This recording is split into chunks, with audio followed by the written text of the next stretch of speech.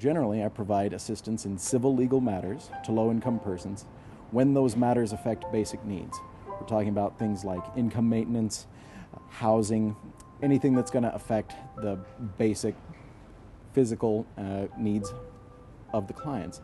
It's really very much about moving towards a more just society. Many of them would simply fall through the cracks.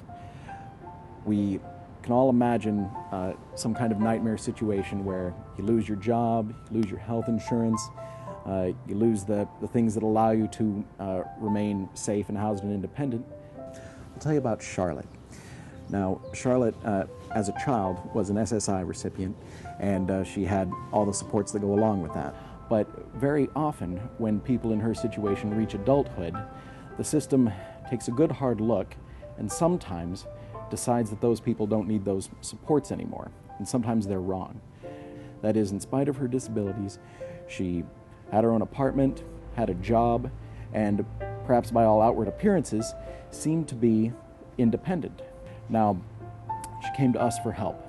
While on the one hand, her family and her community had done a great job of providing her the experience of independence, there was more going on beneath the surface, and so was allowing her to live sort of a loving illusion of independence. And it was really important that she continue to have those supports, because if she were left to her own devices, her history of seizures and her very severe learning disability would have prevented her from being able to have any kind of independence at all, and she would have become a rather serious financial burden to her family.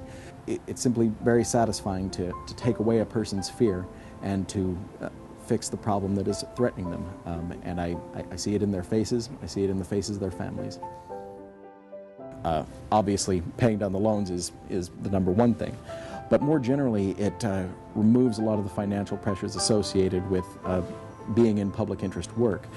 You know, there are lawyers out there who are moonlighting at Starbucks for the insurance, and you know, I think that they, on top of their perhaps very busy schedules, maybe have very little time left to restore themselves, to sort of live a reasonably balanced life. And so having some of that financial pressure reduced to not have to drain every bit of my strength simply to get by financially is a blessing that it's hard to describe adequately.